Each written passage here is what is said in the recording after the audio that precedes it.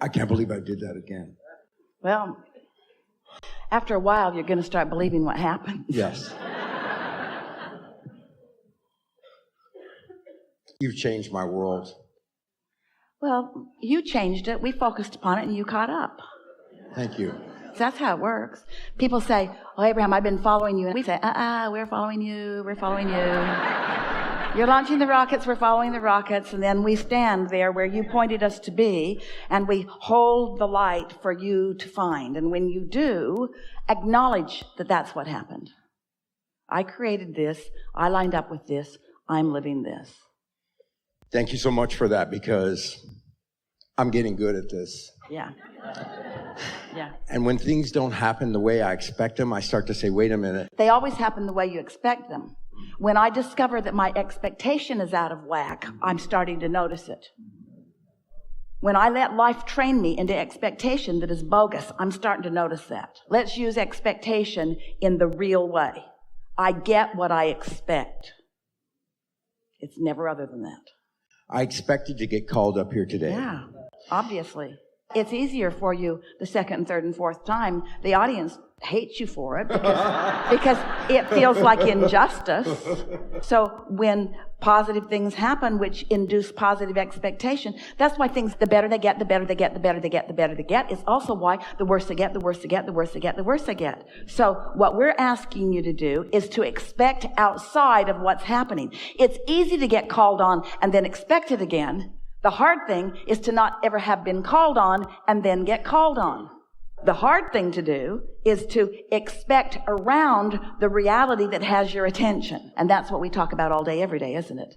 Find a way to care so much about the way you feel that you're not willing to think a thought that doesn't feel good, even if it makes the most sense. I've never had any money. Nobody I know has ever had any money. My family's never had any money. Therefore, I don't expect to have any money. Well, that's not helpful. That's not helpful. It's going to turn out the way you expect it to be. So you've been taking this in. Of course. So what is it you want to talk about here and now? What's new for you? I want to get better at the fine-tuning of my desire, my expectation, and all of that. I have started to realize that I can manifest things almost instantaneously with just giving it a passing thought. Oh, I'd like to have that. On things that you haven't practiced otherwise. If it's a new thing that you don't have an expectation about, the universe will deliver it to you nearly immediately because there's no push and pull going on in you. But if it's something that you've wanted for a while, so you've got some expectations that are pushing it away while your words are trying to pull it to you, that's what you want to be aware of. And your emotions are what tells you about that. So here's our encouragement. Stay off those subjects. Don't try to teach yourself on the subjects that are difficult. Teach yourself on the subjects that are not difficult, which means choose new subjects. Choose new subjects. Universe, today I would like to see evidence of happy people. Universe, today I would like to see evidence that you know what I've been thinking about. Universe, today I would like to see obvious motion forward for me on something where I haven't been moving forward on before. Universe, today show me progress about something. Now, you see, the way the question is pointed, it's so vague you're not blocking it. You're general enough that you're not blocking it. But when the universe shows you this and this and this and this and this and this and this and this and this, you'll remember. In other words, the way your expectations change is when you ask for something that you really don't quite believe, but your ask is clear enough and you're not believing is foggy enough that the universe can give it to you. That's how you bridge your expectations. And after a little while, you'll begin to feel invincible. Absolutely invincible. You can change the weather. You can rendezvous with everything that you want. There's nothing outside of your ability to modify it in the direction of your desire. I have to tell you that my whole life, particularly when I was a child, I knew that this was a thing. I knew that this was a thing. When I would see movies like Harry Potter or things with magicians or things like that, I knew that there was something to that. I knew that there was something to, I can create from my mind. When people would say, that's ridiculous, or what are you doing? Why aren't you calling that person? Why aren't you putting more action in that? I knew somehow that sometimes that would be counterproductive. I knew that I could create a situation through my focus in my mind. And so I'm so grateful to finally have manifested you into my life to show me that that is in fact true. I had given up on a lot of things coming in my life. And by the way, I'm an actor too. It seems to be a theme today. But that was such a huge thing for me that there was a block there. And I have to say, since I found you last year, things have really started to change, particularly in the last 6 months. I now sorry.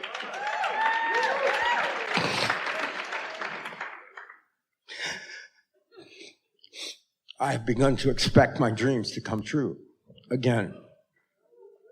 I wanted them so bad.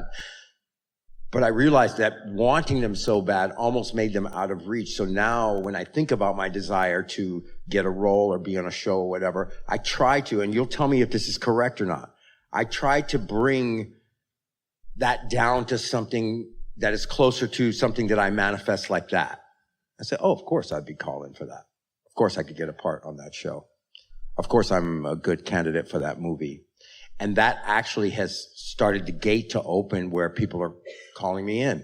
When my agent tells me about a project, I will say to myself, and I don't say it to him, I'm going to get called in on that.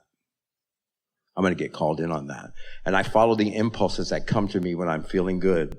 So everything that you said here, really good. There's one tiny little bit of fine-tuning that we want to give you. And everyone's right here close with you, and so they're going to benefit from this too. When you caught your breath there for a moment, it was an indication that you had stronger desire than you did belief, just for a moment. And that's why it felt the way that it did. It amplified desire. And then the words that followed that experience, where you kind of choked up for a moment, were, I've wanted this so bad for so long. We just want to point something out that we pointed out about Esther's experience earlier.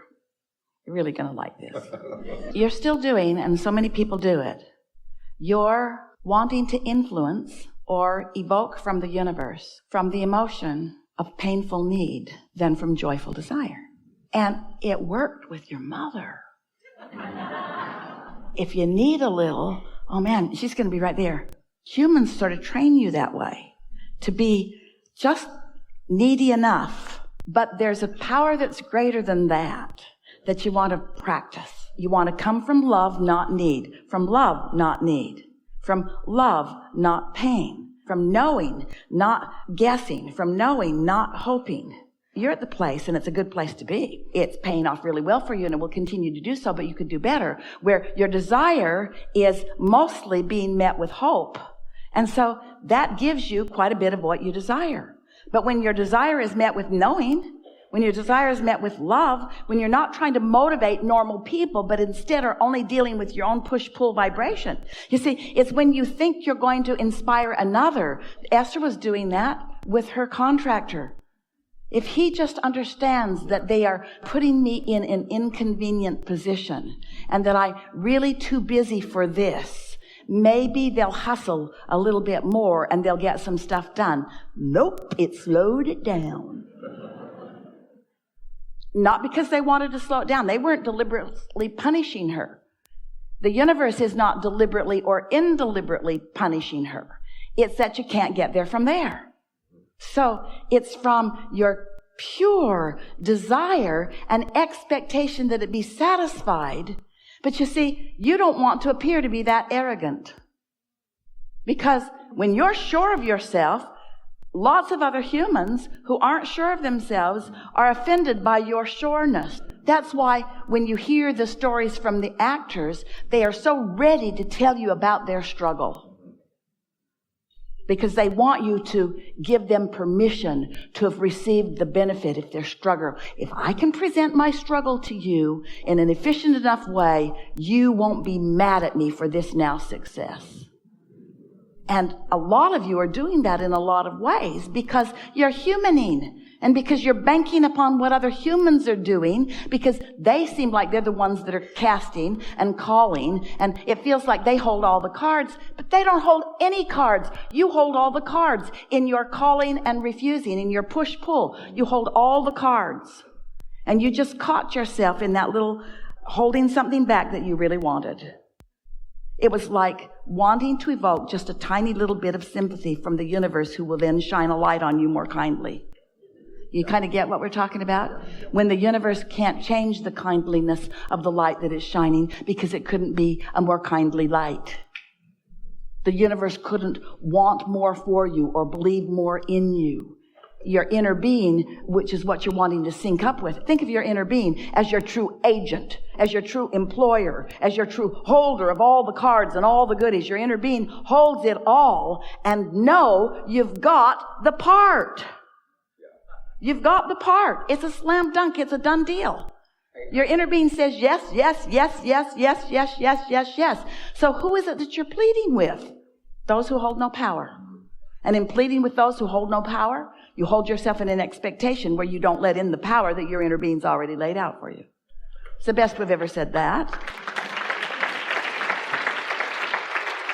I get that. And that, what you saw a few minutes ago, is from me practicing that.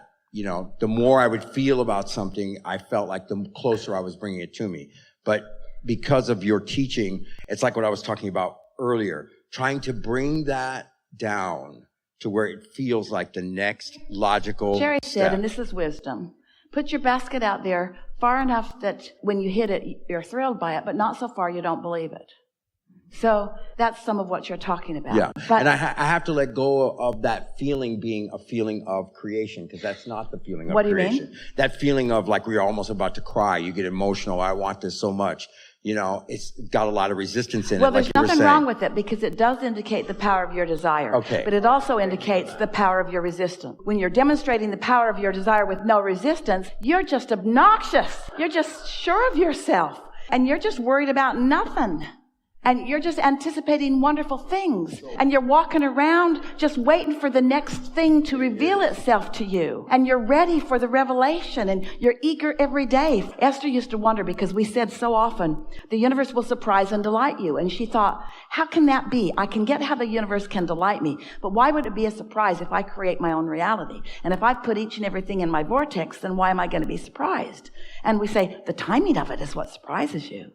The timing and the combining of the things that you want. The things that you put into the vortex have been spun into this magnificent combining. And when you hold yourself, as you are beginning to do, steadily in that place of positive expectation, then there's just delight after delight after delight after delight.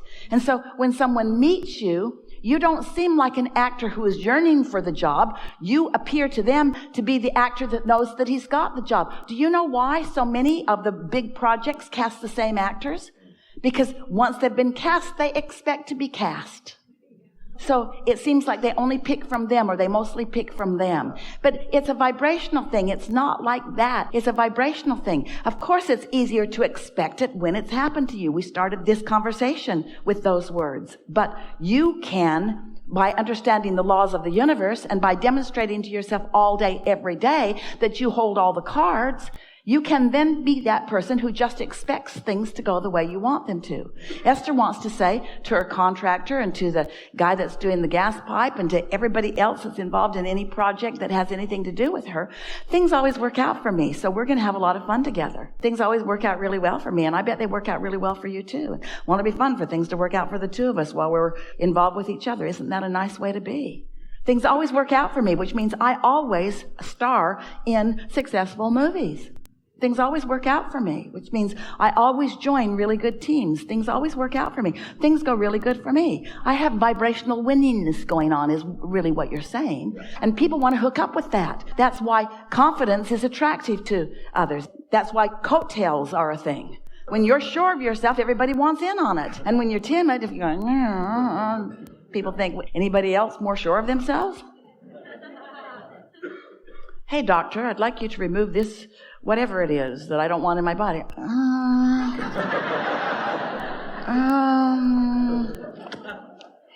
I might move on to someone more confident.